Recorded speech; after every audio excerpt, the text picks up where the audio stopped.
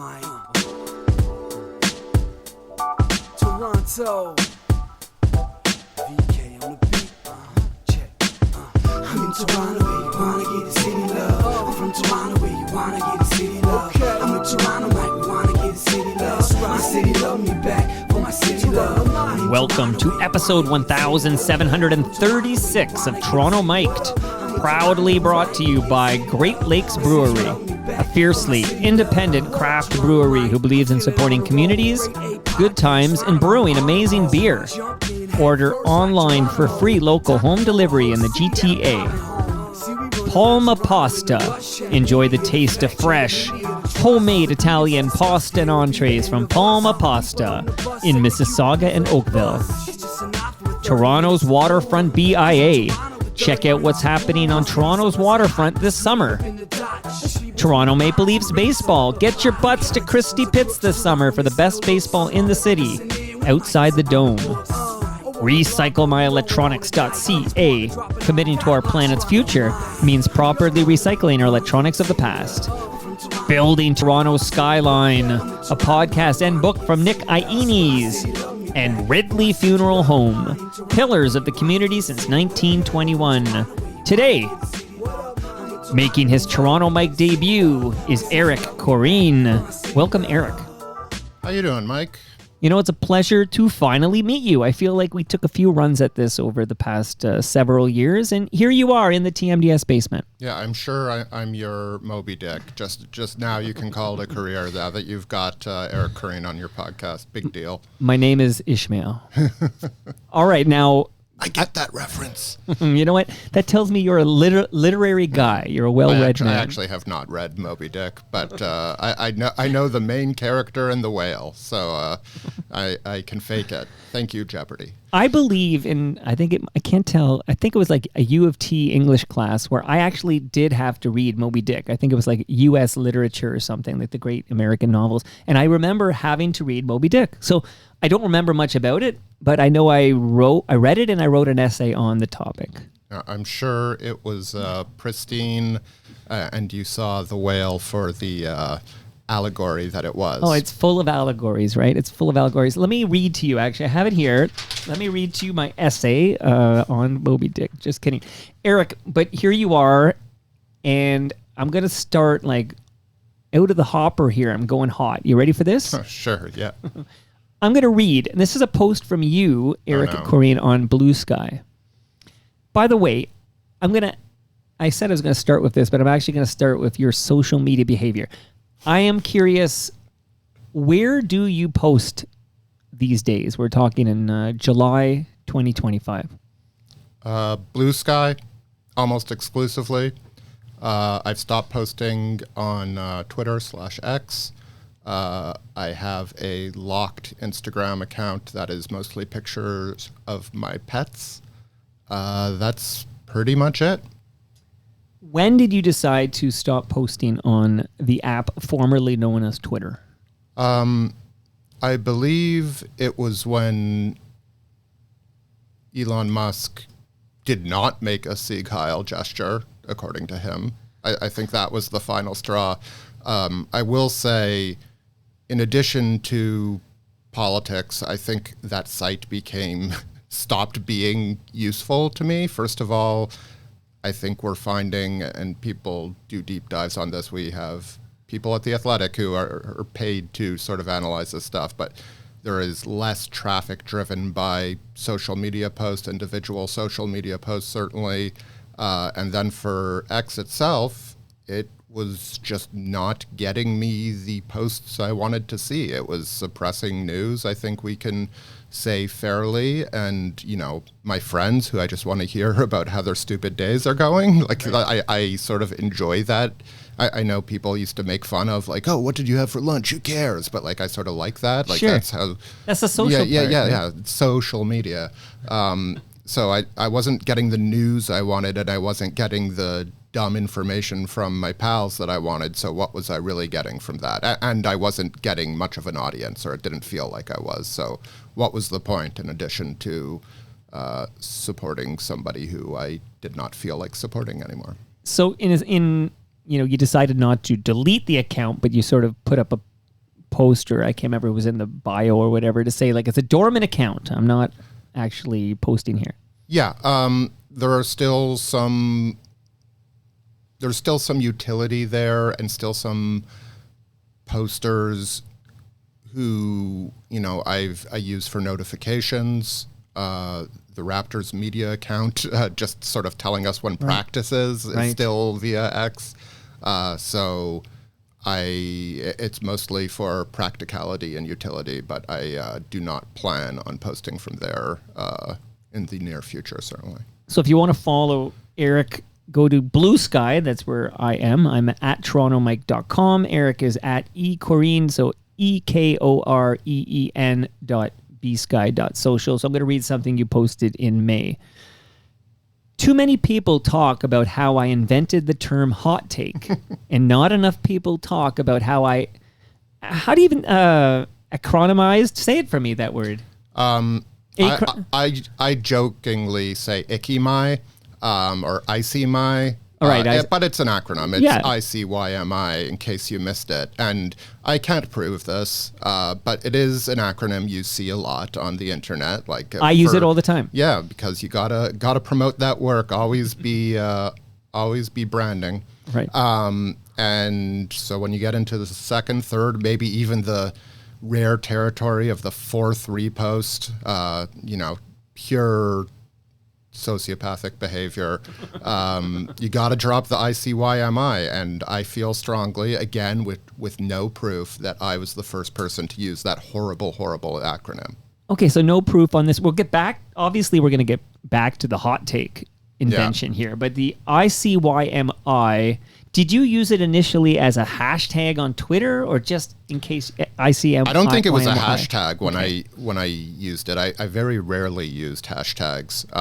It was just, I like things that are obviously stupid, and ICYMI is a terrible acronym. Like the very fact that you cannot pronounce it and there's no reason for you to understand what it stands for, except that it's somehow become a part of our dumb lives. That really speaks to me on some existential level. So I think that's how I first used it. Yeah. Well, see, I think back in the day, we're not going back that long ago, but back in the day, I think if you had that, you're talking about the second or third run at something. So you posted something on The Athletic, I don't know, something about the Raptors, and then you have that initial, hey, go check out my new thing, here's a link or whatever. But then you want to later, you want to catch the people who missed it the first time, or people who maybe they only check at a certain time of day or something, get it in their feeds, and you probably feel like, oh, this is too self-promoting to just you need to add something to give it a little bit of context that this is for you, a service to you in case you missed it. Yeah, and if you've already seen it, I know you've seen it. I'm not trying to shove this down your throat. I got to make a living. I just want, I write things to be read. I want them to be as widely read as possible. Am I comfortable with self-promotion? No, I am not. And this is why I should never own my own business. But this is, part of the game, as they say. And that's how I'm going to play it. That's how I justified it to myself, at least. But you have no evidence of this, but you sincerely believe that you were the first to post in case you missed it as an ICYMI. It's one of those, it's sort of like my first memory that I'm convinced is now my first memory, but I don't know whether I actually remember that or I've invented that is my first memory and can I actually picture it. Right. So I don't know whether it's something I earnestly believe or not anymore. It's a copy of a copy of a copy. But for the sake of this podcast, yes, I did. Yeah, lean in, man. I did create it. Let somebody prove you wrong or whatever. That's part of the fun. But let's get back to this claim that I think you have more confidence in, which is that you, Eric Koreen, now an FOTM, that means friend of Toronto Mike, better late than never. Welcome, Eric. Thank you. You invented the term hot take. Please explain this for those who are kind of, there's a lot of people who can't believe what they just heard. You invented the term hot take. Yeah, no, that's somebody else has done the research there. Okay. Do I remember the article? No. Do I remember where it was? No. But if you search Eric Koreen, History of the Hot Take, Politics, Sports. There is an article in one of those sort of, online magazine type places, like it might have been the New Republic. I'm not positive. And somebody was searching for sort of doing a story on the hot take because it had made its way into the sort of the realm of politics. Right. This must have been like 2013 or something like that, or 2014. And they noted how it had been used in sports and social media before. And the writer, she said that one of the first evident uses of the term hot take was from me. Wow. So that was on her research. I have, again, not done my journalistic duty and really tried to figure out how true that is. I suspect not very true. But again, for the sake of this podcast, yes, it is absolutely true. Right. And the hot take in question, by the way, was that Call Me Maybe by Carly Rae Jepsen was a banger. And I think that was still when anybody could deny that and get away with it. And it's so self-evident now, 12 years removed or whatever we are, that no longer a hot take. But when she still needed the stamp of Justin Bieber to get on the radio, I wasn't afraid to speak power to truth there. Yeah, she was a Canadian Idol contestant, as I recall. I think that's right. I didn't watch much Canadian Idol. Her second full album, Emotion, is genuinely an amazing pop album, and I recommend it to everybody. Once again, unironically, I've never used irony. I want to shout out Josh Ramsey, who's an FOTM, who co-wrote Call Me Maybe. He's with Marianas Trench. Oh, well, congratulations to him. Again, certified banger. Deserved all the airplay and more it has gotten in the years that have gone by. And it's fair to say, time has been very kind to that hot take, where people are kind of laughing right now that was ever a hot take, but it was of the moment. Yeah, no, I mean... I have a hot take. The Beatles were a good band. No, that's my hot take. I like that these are on equal planes, absolutely. But as they should be. Why do you think it is Carly Rae Jepsen is considered by Americans... not Canadians, but by Americans to be a one-hit wonder? Didn't she have, this is my perspective from Toronto, Ontario, Canada, but she had the video with Tom Hanks. You know the song I'm talking about. I don't. Okay, I have to remind myself of this title, but it was super catchy, and once I know the title, I'll know the freaking tune. But I feel like in this country, at least, she's definitely had multiple hits, but the fact that she's known as a one-hit wonder in the USA. Any hot takes on that? I don't have any other than... it's sort of a version of the Tragically Hip story that we all know.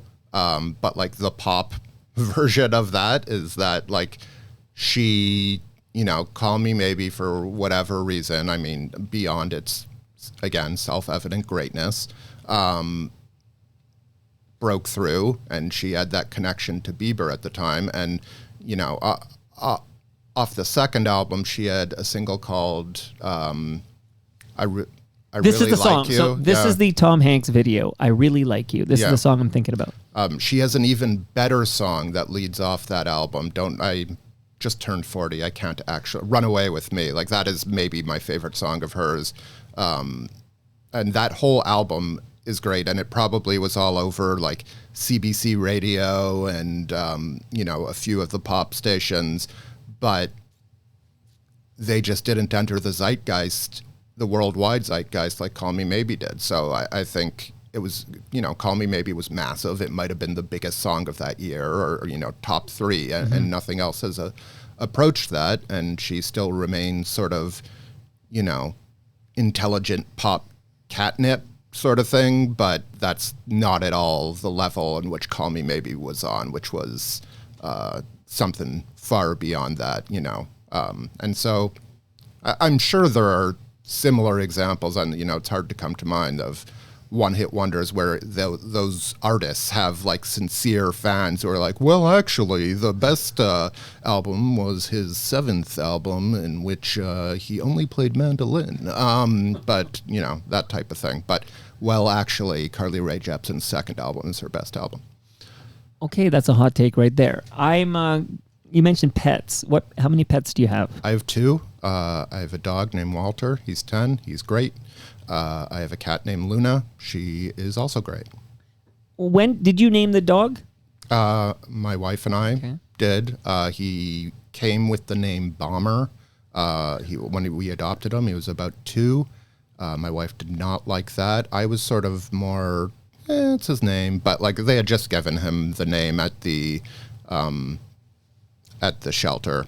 And so he very much looks like an old man, and we thought he needed an old man name. Yeah, well. And there was a long list, but Walter stayed at the top of it.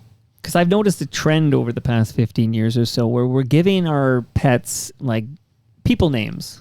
Like this seems to be a more recent, instead of like Spot or Rover, it's like Walter or Stan. Yeah, I mean, my wife had a cat when she met me, or soon after she met me, I should say, named Nico. Those are my first real pets of my life. I was not a pet owner. When I think back to like my friends' dogs, a lot of them were like, Candy or Ginger. Right. So, but this is, a sample size of one person's life. I can't speak to the trends, the larger trends at play here. Well, I'm here to observe these larger trends at play. Now, you're at the Athletic now. I wonder if maybe we can go back a little bit. Maybe just before we do that, because I know you were a super early hire by the Athletic. I saw you in a hat. You took it off to put on the headphones, but it was a Left Field Brewery hat. A lot of people think that L is like, I'm a big fan of Laverne and Shirley, right? That's kind of like the Laverne stylized L. But are you a fan of Left Field Brewery? When I wear an L, I just assume people will think I'm a loser, which, not inaccurate. There's that song with an L on your forehead. This is actually one of All-Star by Smash Mouth. Right. I don't want to speak ill of the dead, but I've heard that song for now, however long I've been doing this job. Around All-Star time, you hear it because the Raptors are trying to promote their All-Star candidates, and so it gets played at like the 10 home games before All-Star ballots are due. Right. I really hate that song. And I guess another generation is just like, oh, it's the Shrek song. I think I do believe it was in a movie before Shrek. Like, you're right, it is known as the Shrek song, and my kids would know it's the Shrek song. But there was a movie with like bad superheroes. I have to Google this name too, but I feel like Ben Stiller might have been in it.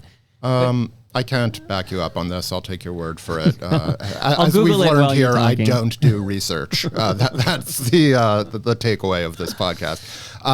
Left Field Brewery is about 15, 20 minutes from where I live. It's a great space. They make great beer. I will complain that they've gone away from the sort of shorter cans to the tall cans. I think that's for getting in the LCBO reasons for the most part. And I get it. Like, I'm not blaming them for it. But personally, I like a 355 milliliter can of beer versus a 500 milliliter can of beer. Like 473. And I don't, like, I'm not going to obviously turn one down if 1 or 4 were to be offered to me. Wow. But I just think there is, I can't drink as much beer as I used to be able to. I don't want to drink as much beer as I used to be able to. And let's be clear, I was never that great at drinking beer. It just fills you up now. Like that's my issue. So I love Left Field Brewery. I really like their beers. I wish they still had more 355 milliliter cans. Okay, duly noted. Now, a couple of points on Left Field. One is they brew a Leafs lager for the Toronto Maple Leafs baseball team, which you can buy at Christie Pitts if you go to Christie Pitts to take in some Leafs baseball, which is very entertaining and costs you absolutely nothing, Eric. Like, there's no ticket required. For a long time, I wrote a story for the program, the annual program at Toronto Maple Leafs games. Back when Jack Domenico, I think he's passed. He's passed away, yeah. And I think I can say this fairly. He was the last person who was still accepting stories via fax machine. That I've maybe the only person I've ever faxed a story, like only employer, whatever word you want to use. But yes, I had to fax my stories to him. Yeah. Now, Jack, I've heard a couple of funny things about Jack. One is a story I was told earlier this year on Toronto Mike by Rob Butler, who manages the Toronto Maple Leafs baseball team. And when he played for the Leafs baseball team, he says Jack had a rule where no one's allowed to hit 500. And he would literally take away hits to ensure you stayed under the 500. It's like, what's the opposite of a Mendoza line? I don't even know what you call that. But so he says one stretch, this is according to Rob Butler on Toronto Mike, he says he went 12 for 13 and his average went down. So this is a fun little Jack. To what end? I think Jack felt it made the league look too amateur hour when somebody can bat 500. Yeah, I got that. I'd be pissed about it, but because I think that season Rob Butler ended up at 493 or something like that. But all these numbers and all these fun facts, well, that particular fun fact won't be in here, but that he was taking away hits. But I'm giving you a book, Eric, on the history of Toronto Maple Leafs baseball. All right. So next time you need to fax in a story, you can reference it in that book of history. By the way, the other interesting fact is back in the day when Jack owned the Toronto Maple Leafs baseball team and his family sold it and there's new ownership now. But I know he used to pass around a jar or something would be passed around the hill at Christie Pitts for people to donate money. There's no ticket required, but he used to ask for donations or whatever to keep things going. So I'm happy to report the new ownership doesn't actually do that. So you can actually watch the game and no jar will come across your lap or whatever. Yeah, just all your favorite journalists do it via their newsletters. Do you have a Substack? I do not, no. You're on The Athletic. Yeah. No, I mean, we're asking for money too. Anyway, we don't have to go into the history of journalism about why that is necessary. It might come up organically here, but because you mentioned left field, though, it sounds like left field is the beer of choice around here. But Eric, you are on Great Lakes Brewery territory here. So you said if somebody gifted you some tall cans, you wouldn't say no. Hypothetically, yeah. I'm about to do that, Eric. You're getting, there's some fresh craft beer in front of you, courtesy of Great Lakes Brewery. And that's brewed right here in Southern Etobicoke. And I think the left field guys and the GLB guys are friendly, so I don't think GLB will be upset at all the left field love here. But for my taste buds, I'm a Great Lakes man. I've had some of their products before. I enjoy them, and I look forward to enjoying these. Okay, let me know what you think. And since you're here, and then we're going to get into, I want to talk about The Athletic, and beforehand, you want to talk about what I've done or haven't done with my career? Getting 20 minutes of organic ad plugs into the start so everybody can really lounge. 2.5 minutes. Yeah. 2.5 minutes.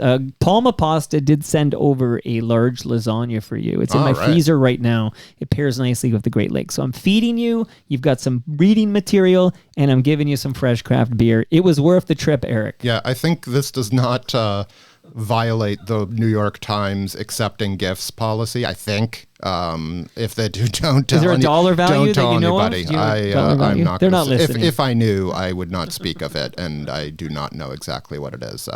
I will check the policy to make sure before I take these. I can tell you, I've had a CBC journalist on the program who refused the gifts for that very reason. It's not insane. I get it. I'd like to think I am able to walk that line comfortably, but I get why some employers would not necessarily, why they would want to draw a hard line. Yeah, because you might, you mainly focus on the Raptors and the NBA, but there might be a piece coming up on the Toronto Maple Leafs baseball team, and they're going to connect these dots. Yeah, exactly. You can talk about Sato, the woman pitcher they have going on there. All right, so your athletic bio, I'm going to read your athletic bio, and then we're going to get into it, Eric. It says, Eric Koreen is a senior, that's good to get that word in there, a senior writer covering the Raptors and the NBA. Previously, he has written for the National Post, Canada Press, Sportsnet, and Complex. You, Eric, were a very, very early hire by The Athletic. Do you think you could, before we get you to the New York Times here, do you want to go back? I'll read a description of an episode I recorded with James Myrtle in October 2016. And he came by, and I don't know if we recorded in October 2016, but that is the month, I suppose, that the Athletic expanded to a second city. The Athletic was in Chicago, and they decided to launch in Toronto to focus on Leafs, Raptors, and Blue Jays coverage. Again, this is October 2016. Myrtle was the editor-in-chief for Toronto. And maybe, how did you end up at the Athletic? Like did Myrtle tap you on the shoulder? Did Sean Fitzgerald play a role? I got to know the story, Eric. So none of those guys did. I outdate Sean, who I worked with at the Post and the Athletic, joined after. Myrtle actually joined after. I am the only, and I want this clear, because everybody's trying to claim this for themselves. I am the only day one Toronto, after Caitlin McGrath left for Tennis Canada, I'm the only day one Toronto employee left. There are some Chicago Athletic employees who outdate me. But I think when we sort of soft launched, it was me, it was Caitlin, it was David Alter, and it was John Lott. I feel like I need to say the great John Lott, because he's like one of the best beat reporters of any beat I've ever seen. So what happened is I was laid off in January 2016. We don't have to go through all of it, but this is the National Post. Yeah, Post Media bought the Sun newspapers. They were like, no, we can run two separate newsrooms. And then eventually they're like, actually, we have this whole sports section at the Sun, and we have another smaller sports section at the Post. Don't think we need both. Let's get rid of one of them. So I was let go. I mean, they might have a different side of that story, but I think that's accurate. I think that's fair. So I did a bunch of that was the first year the Raptors made the conference final. So it ended up working out pretty well for me in terms of staying relevant. That's when I got a lot of those, secondary credits. You were sort of reading for me, Complex, Sportsnet. Like there was just, I did a bunch of writing for the Canadian Press, where I actually started my career, if that's what we're calling it now. I guess I have to. And so I was able to withstand, it made me nervous. I'm anxious. Like I said, I don't want to run my own business. If I were a full-time freelancer, it would be very difficult for my brain. But that year provided a lot of opportunity. At the same time, the Athletic had started in Chicago. To be honest, I had not heard of it. I had been doing those sort of Hoop Talks series that Kevin Kennedy was running. It started with Pitch Talks. I think Pitch Talks was much more successful than Hoop Talks, but he knows the books, I don't. But I think he sort of got in touch, or the Athletic people, Adam Hansman and Alex Mather got in touch with him. They had some sort of connection, and they pointed their way, knowing they were looking to go to Toronto. And I think, not to speak for them, they were looking at Toronto because they, a diehard sort of fandom, teams on the upswing. That's when the Leafs got Austin Matthews. And, the Raptors were competing, and the Jays were coming off that magical 2015 year and going into their second straight playoff appearance. And I was sort of, somebody who had done it before, somebody who had a decent Twitter following, which was very big back then because they didn't have a natural way of, getting their name out there. So if I'm doing the work, the sort of the publicity, that goes a long way to a startup.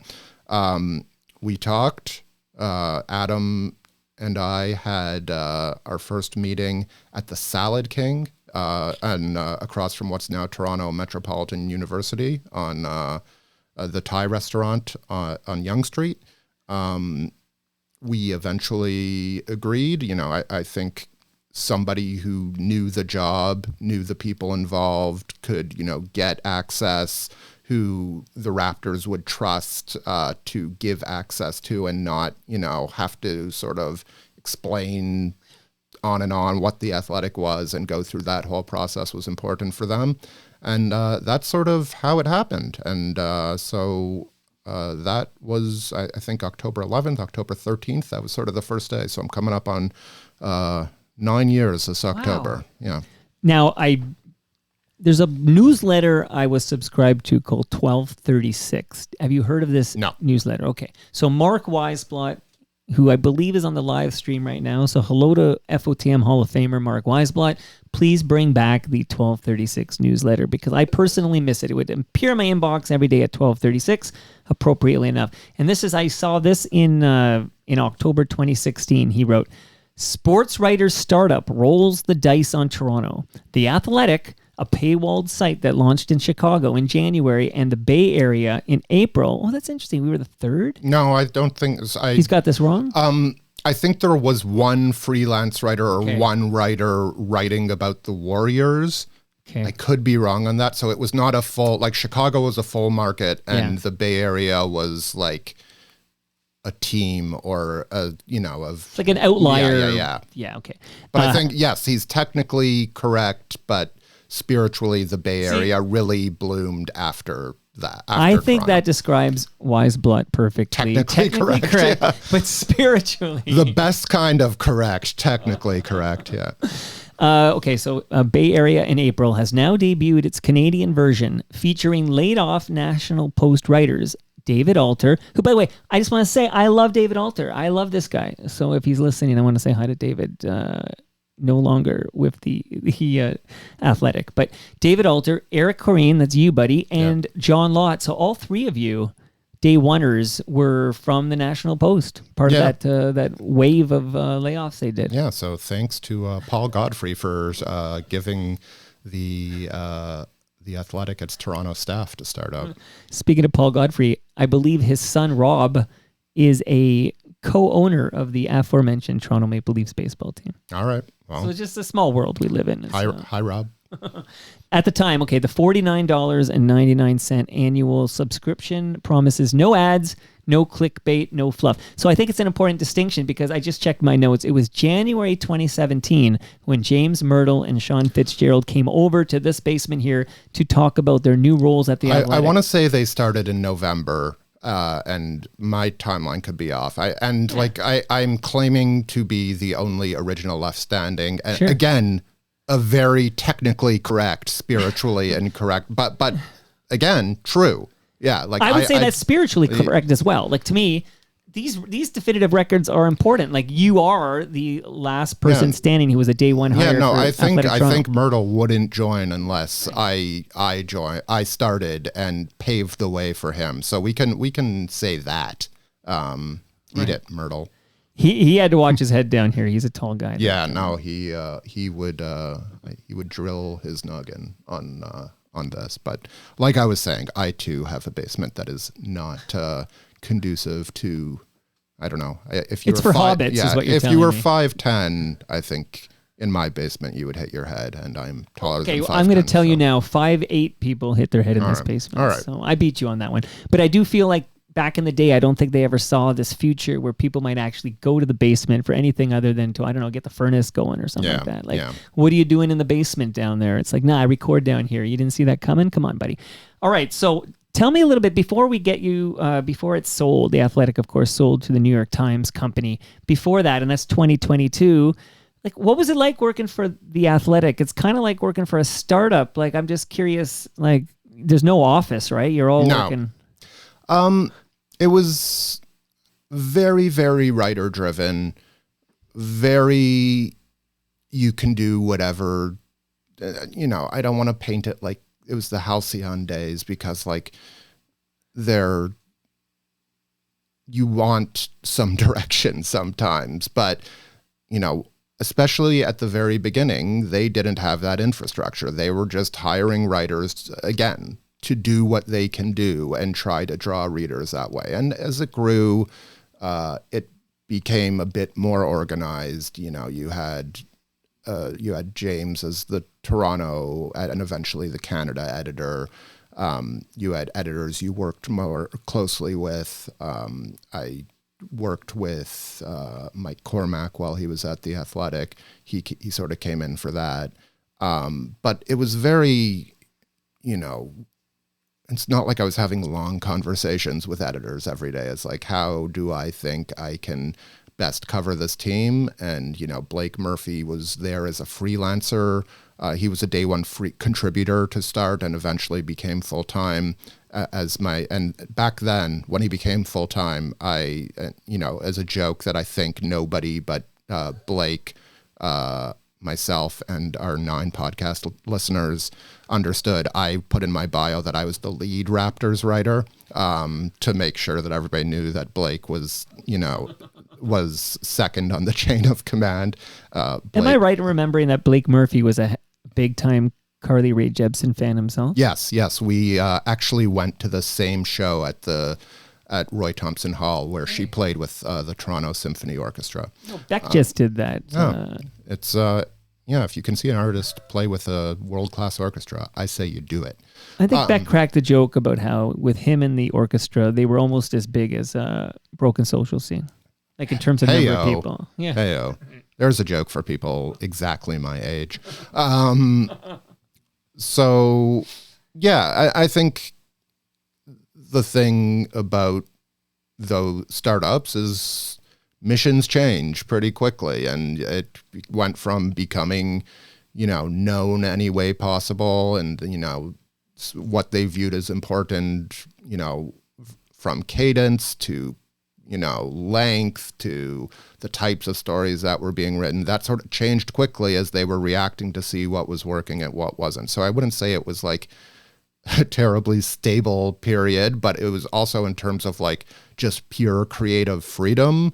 That's probably the most I've had in my career. I don't say that as a positive or a negative. Like I probably crave a bit more structure than I had in those first few years. Blake coming on and like unintentionally gave me structure because there were just pieces that I knew were more up my alley. There were pieces that I knew were more up his alley. There were things we could collaborate on, and that gave me a bit more just, peace of mind in terms of what I was working towards. So that really helped me, and it's probably the most fun I've had on this beat has been working with him, certainly. And yeah, so I'm not going to take you through every single change in, what we were going toward, what we were trying to do.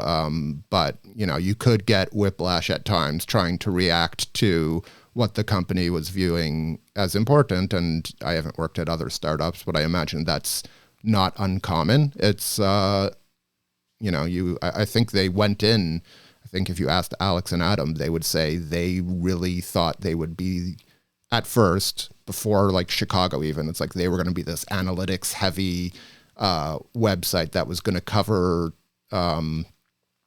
sports in a way that more traditional outlets weren't doing it, leaning on all this stuff that was really at the center of a lot of sports internet writing at the time.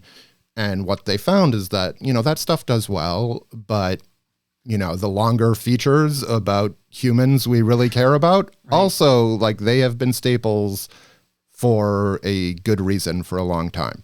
And, the columns, the opinion pieces, if you got a hot button topic, those also do well. And then as it went on, it's like, oh, we need to be able to react to news better. Whereas we didn't used to chase every single thing. We still don't chase every single thing, but there is something about getting something out. If somebody signs a huge deal, people want to read something about it right away, and then they'll give it some time to, for us to get our heads around the whole situation and come back with a fuller picture later. But, the first thing somebody does when they hear, Brandon Ingram, the Raptors traded, is they'll Google Brandon Ingram trade, and they want to see something then. And so there needed to be an apparatus for that. Anyway, that's just, some of the ways that things have changed from the very start to, where we are now. So 2016, when you joined The Athletic, did you ever for even a moment envision that, hey, I'll still be at this website in 10 years? Because I don't want to jinx it, but you're going to likely make 10 years. We'll see. Knock You're close. on wood. This is the industry I have chosen. Sure. Well, if you don't make 10 years, you can blame me. Sure. I do like having people to blame. If not you, it will be my parents' fault. They did not encourage me to do this. All my dad said growing up was, he said two things. He said, don't be a lawyer. He was a lawyer. And be a teacher, because they got the summers off. So 1 for 2. Hi, Dad. That thought didn't occur to me because I think I was still in like emotional whiplash from having been laid off. That was my first time. Like, how long were you at the National Post when you got that? I started part-time in 2006 and had been full-time since 2008.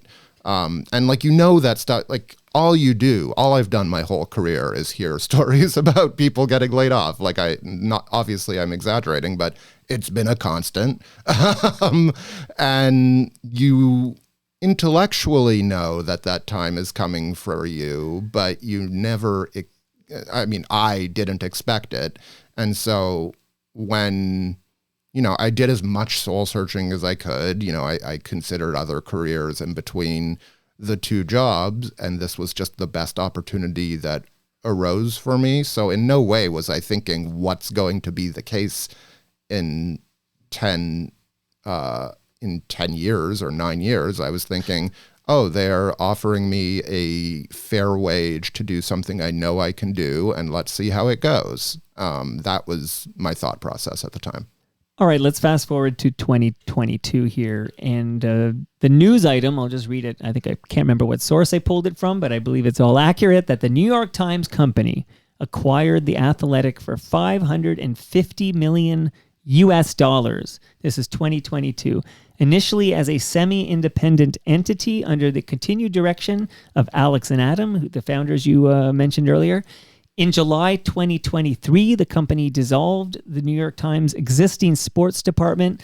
Sound familiar to you? Laid off or reassigned its sports staff and began operating The Athletic as a replacement sports department under new management. So I am curious what it was like on the inside when all of this went down. But I'm also naturally curious if, as a day oneer for Athletic Toronto, did you have some kind of deal, some kind of shares where you got a slice of this $550 million pie? I'm not going to get into specifics. Show me your financial papers. Other than to say I did get an extra benefit, yes, at the time that the sale went through. And it was, certain people had more, a lot of people had less. I'm not in a position to complain about it. So that was a positive. Okay, well, already, I don't know numbers, and all I know is what you just told me, but good for you. I'm glad that... I'd like to say I did it like with purpose and intelligently. I didn't. It's just a thing that happened upon me, basically. Wow. Just like life. Life just happens to me, and I'm just trying to react the best I can. It's like, how do you make it in journalism? I don't know. Try control what you can control and hope you get lucky. Keep writing. Yeah. What was your question? Yeah, so what was it like inside when this is going down? And then how are things different now? Yeah. The New York Times. So I think we knew, the pandemic comes and we reach a natural point of, I don't want to say we'd stop growing, but the pandemic certainly changed a lot of financial realities, let go of some people in markets that weren't working, that sucked. There was a time where, nobody knew what was going to happen, and it sort of made sense. And there were like a bunch of reports on people who report on this stuff that, The Athletic is talking, or these people are talking. I think Axios was one. There were forever rumors that one of the sports gambling sites was going to be interested in that. And so when it was the New York Times, you don't know how things are going to play out, but a company that invests in journalism and has managed to make a foothold in the journalism adjacent landscape digitally was, I think, one of the better potential outcomes if it was going to be sold.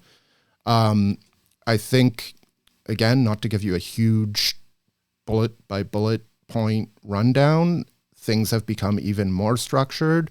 I think, again, that's not something I dislike. I think, first of all, sometime in there before the sale, we went from being organized by location to organized by sport. So I was, NBA vertical as opposed to working for the Athletic Toronto or the Athletic Canada. That was a fundamental change because it sort of changed the people I was interacting with on Slack and what have you. Sure. But there's just, I think in general, the Times has encouraged us to reach for a broader audience when we're writing niche stories or more local stories, try to find ways to make them, have a bit more general appeal. Not every story can be about LeBron James, obviously. But I think that's, and just a lot, like I said, a lot more conversation with my editors on a, weekly basis about stories to attack, ideas flowing both ways instead of me just saying, here's what I'm writing tonight, here's what I'm working on. It's nice to get that feedback. It's nice to be able to workshop ideas. I do want to say when, the time, I think we were at Summer League one year, and that's when the news of the Times getting rid of its sports section came out. That sucked. If you are a working journalist in the year 2025, a lot of people who have, and I believe, thankfully, they were mostly reassigned. I'm not sure there were layoffs, but don't quote me on that. So that is great. But, we didn't, I don't want to speak for anybody else but myself. It's not like any sort of my goal was, maybe the New York Times will just use us for their sports section instead. Like that wasn't something I wanted. I just wanted to continue to do my work. So I think there was, from my end, and I think a lot of people I know, like a lot of empathy for the sports section at the Times, which was great and has had a lot of great writers through its history. Saying that, it is a kick to see my byline in a physical copy of the New York Times every so often. Didn't think that would happen in my life. So that is neat. And, in terms of their dealings with me personally, I've been treated well, is what I can say. And no matter who the owners have been at the Athletic, I feel like I've been treated fairly and, given a nice mix of freedom and feedback. And that's been great. Like, how impacting is the analytics on the topic of the day? Like, so if you were to write it, I had a chat with Kevin McGran from the Toronto Star, who covers hockey, and he basically said to me, we're allowed to write about like these 5 people. Like, give me more Austin. This is before Mitch Marner was, traded to the Vegas. But give me more Mitch Marner. Give me more Austin Matthews. Give me more Nylander. Give me John Tavares. Like if you see a certain subject matter gets a whack more clicks, essentially, or eyeballs than this other subject, does that mean you're not going to be able to write about that less popular subject and you're going to keep going back to the well that delivers the eyeballs? I think that's a fair statement. I don't think it means you can't devote time to the other subjects. You can't get into, as the kids say, you can't get into your bag and write, a story about, covering the pick and roll or this new way the Raptors are playing defense or, a feature on the 10th man. But, the reliable things that are going to help create a foundation of an audience for you. So I think that's on your mind. I haven't received much. Why are you writing about that? Stop writing about that. I think, I don't think I've ever got that note. It's more, here's like a big picture idea that, might have a broader appeal. You should focus on that, a tad more than you are. I have a couple of questions that came in from the listenership when they heard you were finally making your highly anticipated Toronto Mic'd debut. And it was highly anticipated by me, Eric, which is really all that matters around here. So I told you earlier that there's a lot of great summertime entertainment happening at Christie Pitts of Toronto Maple Leafs baseball game, but I'm sure you know about how amazing it is on Toronto's waterfront in the summertime, and all the great activities and festivals and just the cycling alone. And so much great stuff happening on the waterfront. And I'm here to tell you, Eric, Friday, August 8th to Sunday, August 10th, there is going to be a African culture celebration. It's called Habari Africa. It's an incredible cultural experience. It's free. It's a vibrant, multidisciplinary African arts festival. It's an all-ages event. There's a fantastic weekend of rich art, tastes, and sounds from the African continent. So don't miss out on this unique festival celebrating the wealth and diversity of African music, dance, film, and visual arts. So you got something you can do for free that weekend in August. Thank you. Thank you for letting me know. This city rules. The city rules. That's why you're here, buddy. Were you born in Toronto? I'm from Thornhill originally. Close, but no, close enough. No, but, I know. To locals, did you go to Thornley? I did. Frequent guests Cam Gordon and Stu Stone met at Thornley, and we often talk about some of the graduates. They're older than you, but people like Hayden Desser. Yep. I see you have a Things Are As Bad As They Seem. Love Hayden. Hayden and I become friends because we're soccer dads. Our kids play in the High Park FC, so love Hayden. But also less great, I guess. I never met him. But Gian Gomeshi? Yeah, we don't advertise. Is that the name that shall not be named? Yeah.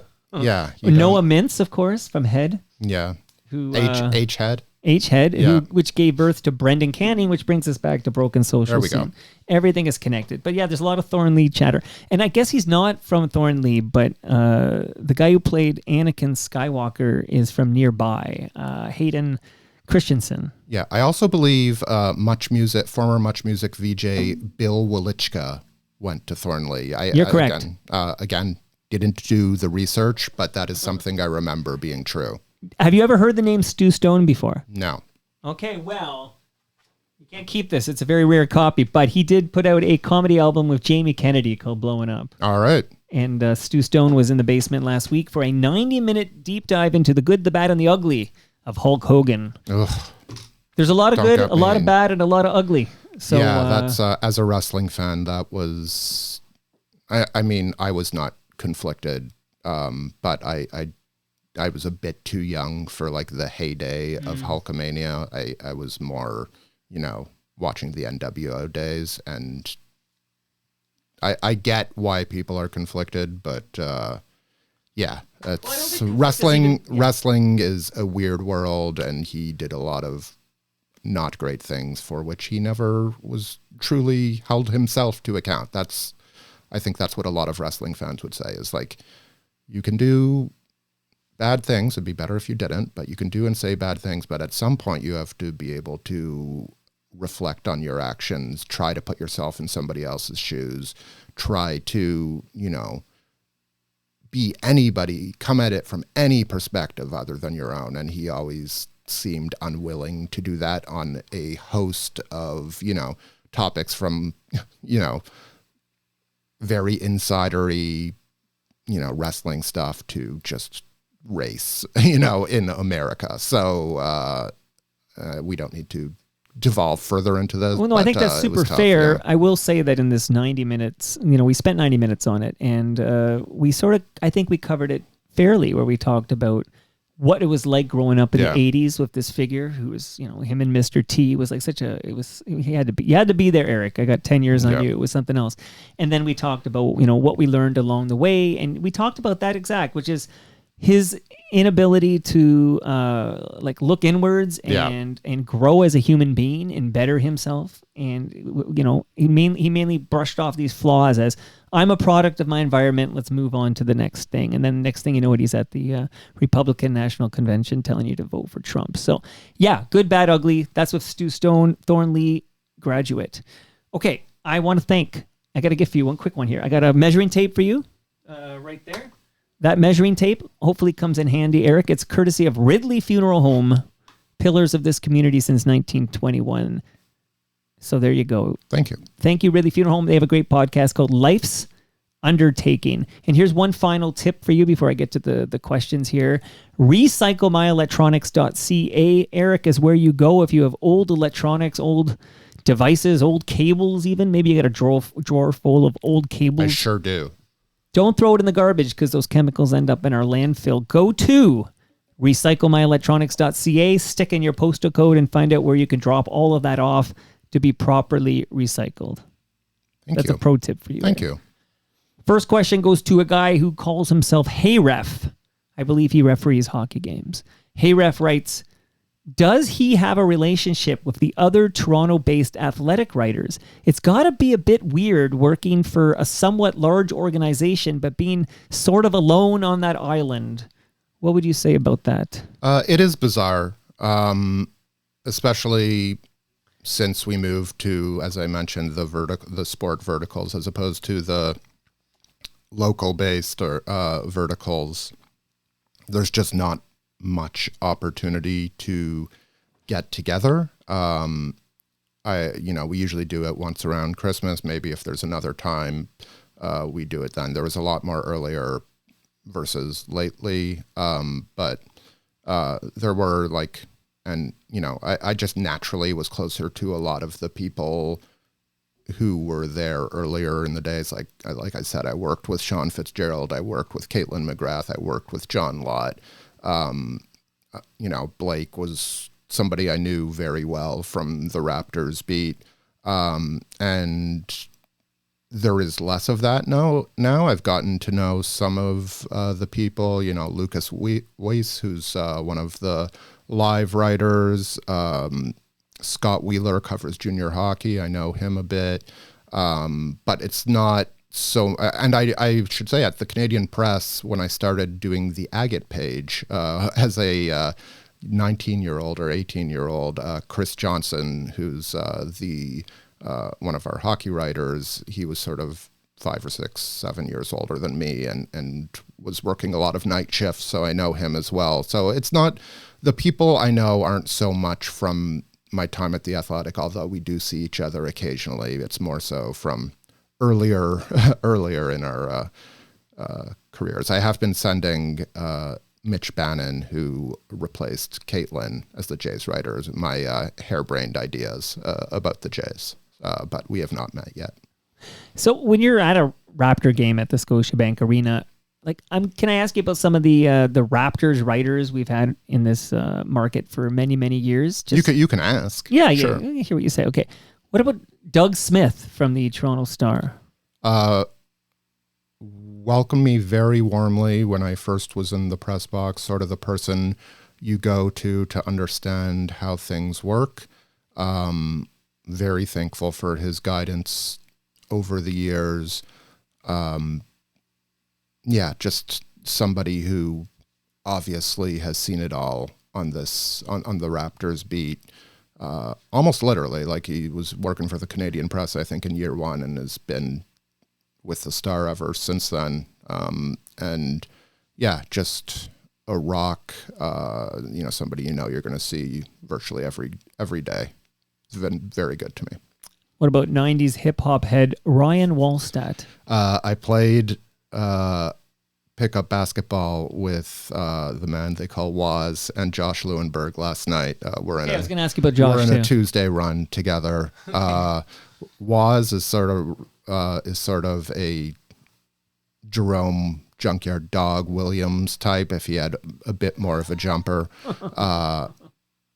Josh is sort of a combo guard who, fires up threes at a very modern NBA rate, maybe with a less than desirable hit rate, but none of us have a desirable hit rate there. And I've aged into a Steve Novak only takes threes, but again can't hit anywhere near the number that Steve Novak had. I don't know what happened to my horizontal agility, but I cannot move side to side anymore. I didn't answer your question. Wolstad is a bizarre, endlessly entertaining human being, and he's a good dude and, always fun to joke around with, sometimes make fun of, sometimes he makes fun of me, but, a nice light presence on the beat, I would say. Last time I saw the Waz was at a Cypress Hill show. Yeah. If you go to a 90s hip-hop show, you might just bump into the Waz. That's how it works. Yeah, no, I'd say that's a fair bet. Okay, one more name I'll throw at you because I personally like this man very much. I'm wondering what interactions you've had with Michael Grange. At the start of my career, we had a lot of driving to Cleveland together. We made that drive in questionable weather, I think, a few times. And this past year, we actually drove to Detroit, where it was very similar weather. And so I think we've spent a lot of time together on the, in the Midwest, in the American highways of the Midwest. He's somebody, I think he's an excellent writer. I think he has a good sense of the organization. I think he'll, he's also definitely, as somebody a bit older than me, has been somebody I can lean on for how things work around the beat. And yeah, just somebody I respect for how he does the job. I think he's always able to get what I admire about him is he's able to get a sort of a fair perspective, balanced perspective out there that isn't always easy to do. Sometimes you get caught in positive or negative, like your hot takes of the world, like this is great or this is terrible. And I think he's very good at explaining why things are as they are and where they might go from there. He's of an age where when Blue Rodeo was just starting out and getting popular, I guess Michael was on the East in the Maritimes going to school. And then he and his buds would go to these Blue Rodeo shows and they called themselves Blueheads. Like this is a conversation I had with Jim Cuddy of Blue Rodeo. Michael Grange goes back to those outskirts days. Yeah, when we talk about music, he tells me a lot about like can rock of early 90s. And I hopefully give him a few what used to be newer references, but like everybody else, I'm trapped in the music of my early 20s now. So it's funny how that happens. Yeah, it just happened to be the best generation of music. I don't know what to say. There's no better band than Sloan. Come on. Yeah, he loves Sloan. I love Sloan too. So that's sort of a point of connection there. Yeah, he's probably the person I've spent the most time with and learning like how he, has lived his life, been a dad and balanced the job, which,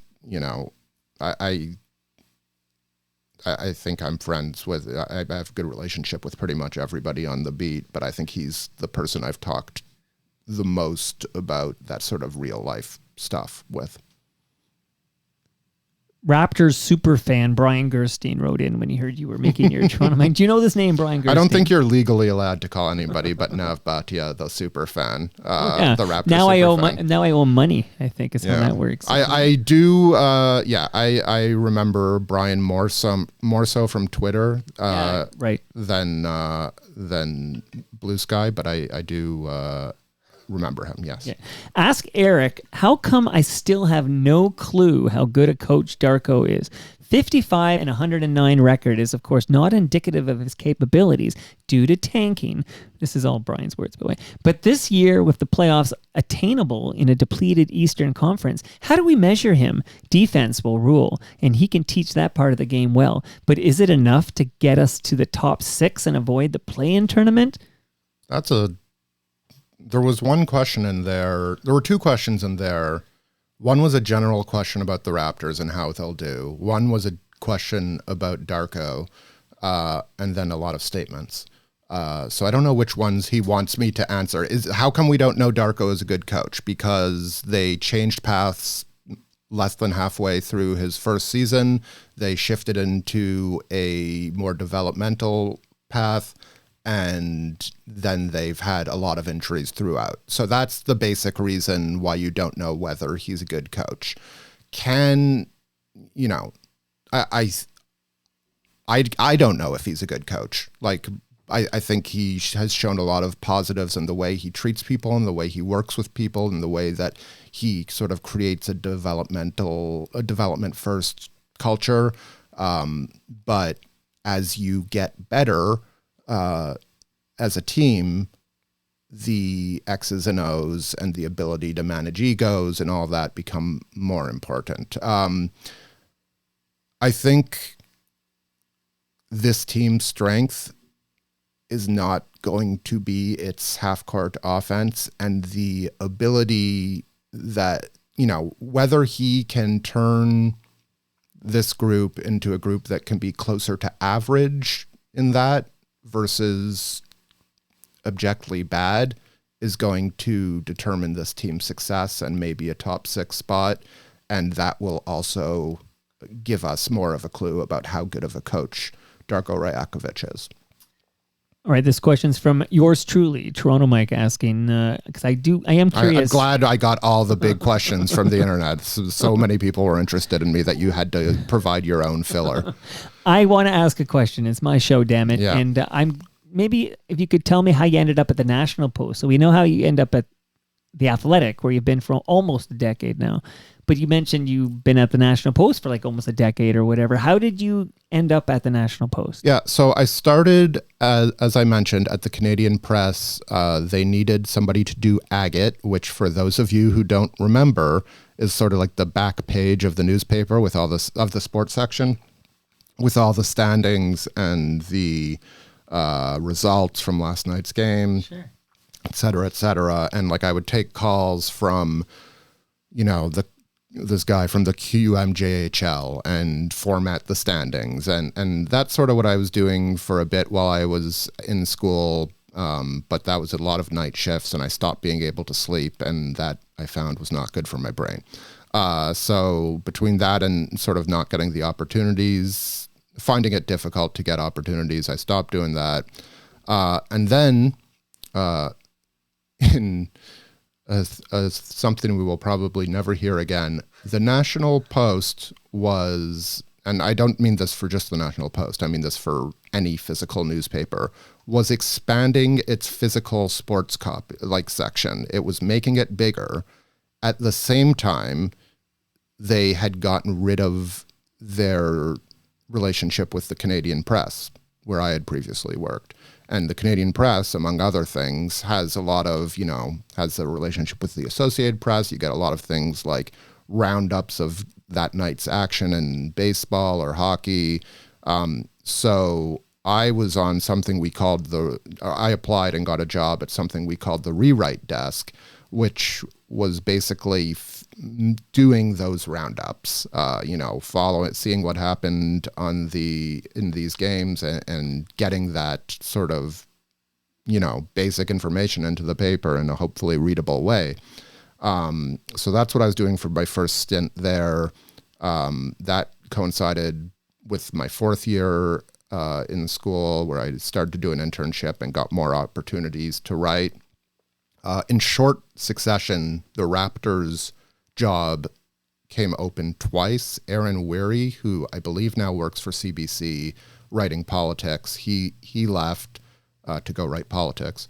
And it was Matthew Sakaris, who's out in BC now, I believe, who got the job then. He was at the Post for a hot minute before going to the Globe and Mail, opening the job again.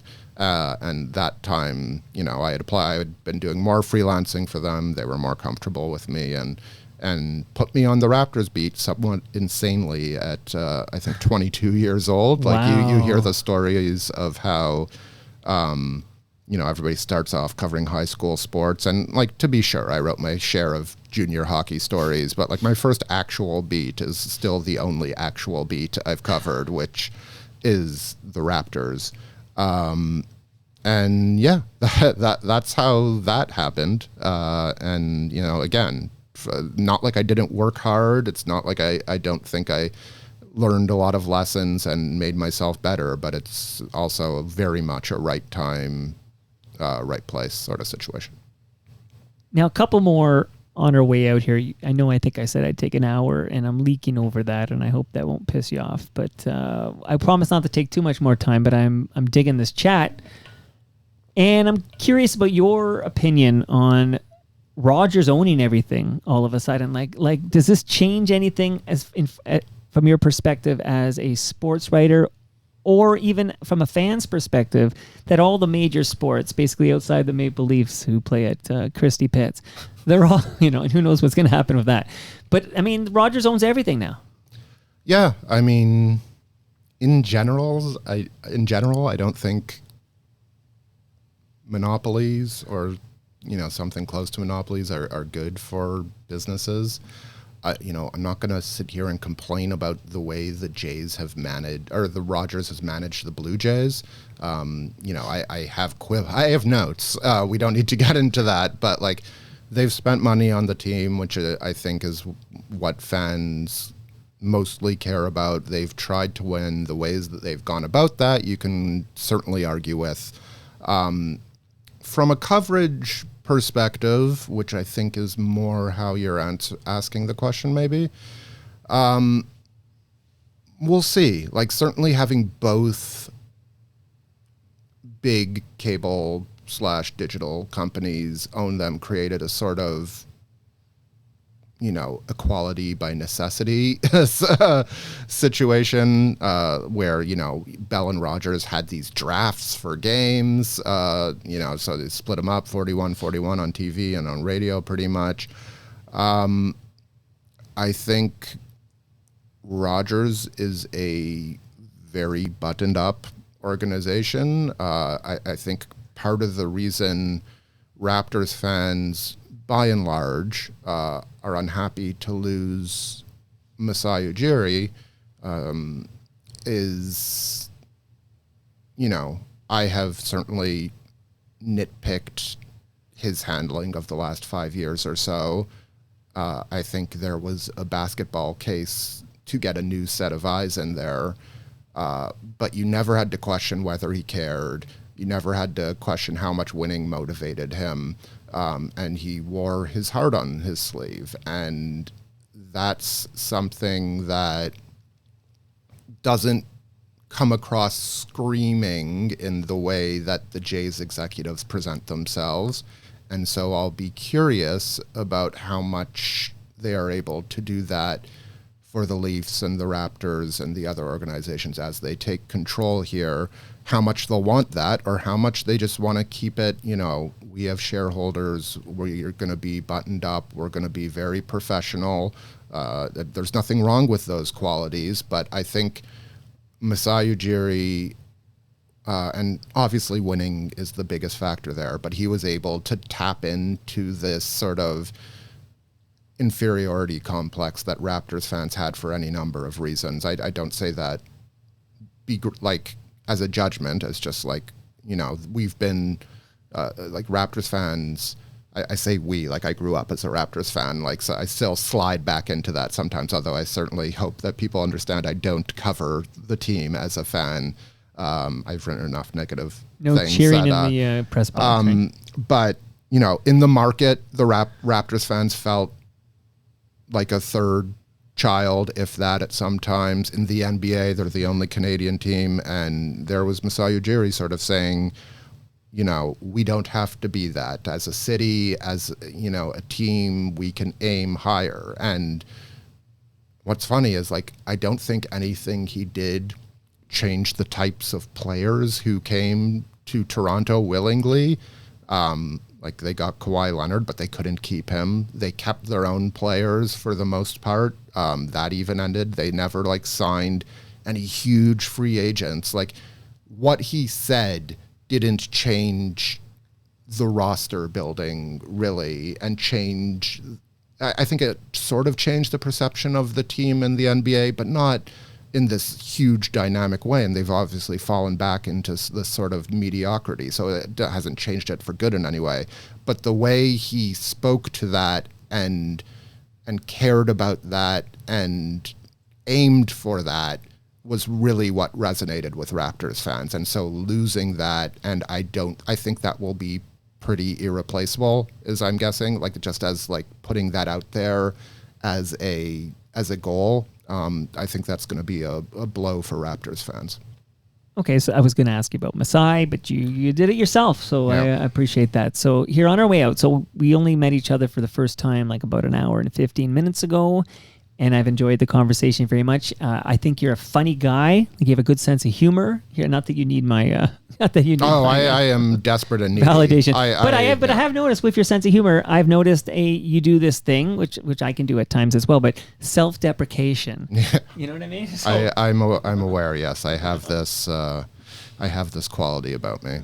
well, I'm just curious. I mean, we don't have, you're not on the couch here, but where does that come from? 'Cause like, even the L for left field, like, your go-to joke is that it stands for loser, right? So there is that self-deprecation humor, and there's quite a bit of it, and it is amusing, but I just wonder if that comes from a deeper place, or if that's just funny jokes. I don't know for if jokes. it's like a millennial thing. I don't want to. I'm not smart enough. I'm Gen X. I need to be educated. Yeah. I've got like, I think a lot of people my age have this imposter syndrome about us. And I don't know, like I've always, like even as an adult, like I just turned 40. It's embarrassing that I still feel this way, but I feel like I am faking it to a certain degree. And like, I know I am good at parts of my job. Like, I know I'm pretty good at, writing a sentence. I'm really good at, I can write an opinion column pretty damn well. But I still like hate going into a locker. Hate is strong.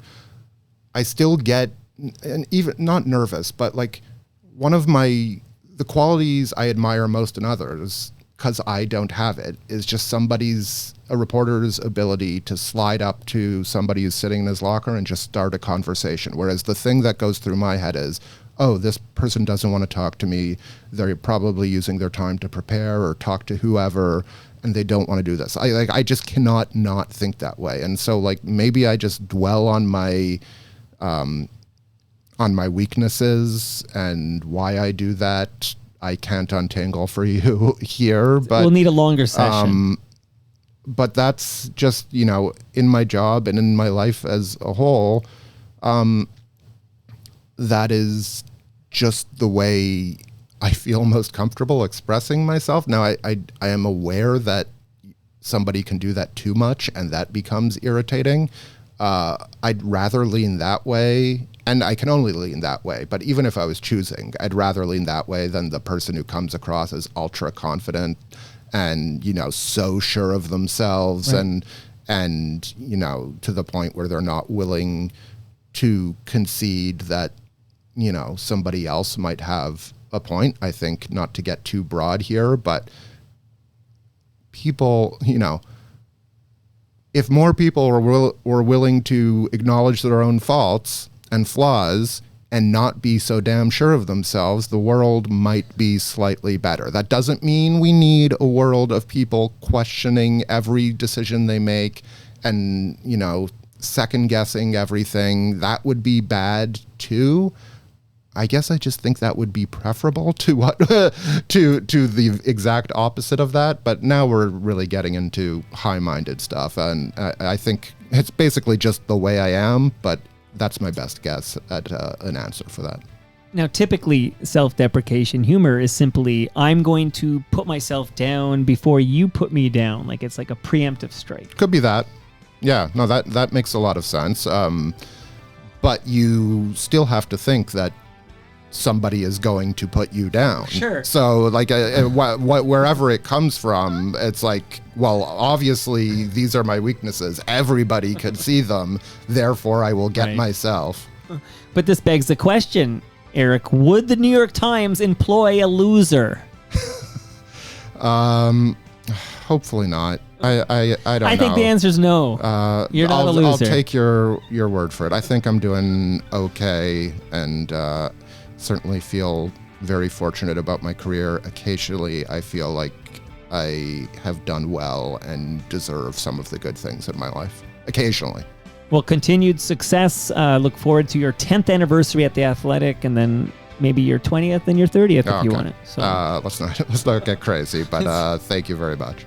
And how now? I have a few seconds left before I read my outro. I'm just curious, how was this for you? Like, did you look forward to this? Did you think, oh, I guess I got to get this out of the way? He's been asking me for 7 years or whatever. No, I was looking forward to it. I was hoping I wouldn't ramble on too much. Another thing I hate about myself is my inability to ask a direct question. So I can ramble. I think I probably did ramble at sometimes and lose the plot. No. I'd give myself a C+ on Will this you listen back to performance. this? Probably not. I'll listen to parts of it, but probably not the whole thing. But I was not dreading it, and hopefully one day we can even kick out the jams. Okay, if I we're would love doing it. That. Yeah. You know the way to my heart. I would love you to come back at some point and kick out the jams with me, and we'll just talk music. Yeah, maybe next summer that we can put that lightly on the schedule. I'll put a date in next July 2026. I'll put a date in there. But Eric, it was nice to finally meet you. I've been reading your work for what feels like forever, and you do good work and continued success. And thanks for dropping by today. Thank you for having me. And get ready for the tree picture. Everybody takes a tree picture. From Blake Murphy to Michael Grange to the Waz. There's a bunch of tree pictures out there. And that brings us to the end of our 1736th show. Go to torontomike.com for all your Toronto Mike needs. Subscribe to The Athletic, right? You can read Eric's work in The Athletic, and you should subscribe to keep it going there. Much love to all who made this possible. Again, that's Great Lakes Brewery, Palma Pasta, Toronto's Waterfront BIA, Toronto Maple Leafs Baseball, RecycleMyElectronics.ca, and Ridley Funeral Home. But I want to say a big thank you to Nick Iones from Building Toronto Skyline. Nick is pausing for a couple of months. We have a brand new sponsor that will be unveiling on Friday who's going to take those 2 months. So new sponsor coming. We'll say goodbye to Nick for a little bit. Hopefully he'll be back. But Nick, we appreciate you stepping up to help fuel the real talk. You help keep this going. Thanks, buddy. I'm looking forward to working with the good people at Blue Sky Agency and Doug Mills, and we'll talk more about Doug on Friday. See you all tomorrow when Gare Joyce returns. He's going to talk a little Ron versus Don. He's the guy who called up Ron McLean to talk about Don Cherry's cottage on Wolf Island, and then got this whole exit strategy quote, and the rest all will be disclosed with Gare Joyce tomorrow. See you then.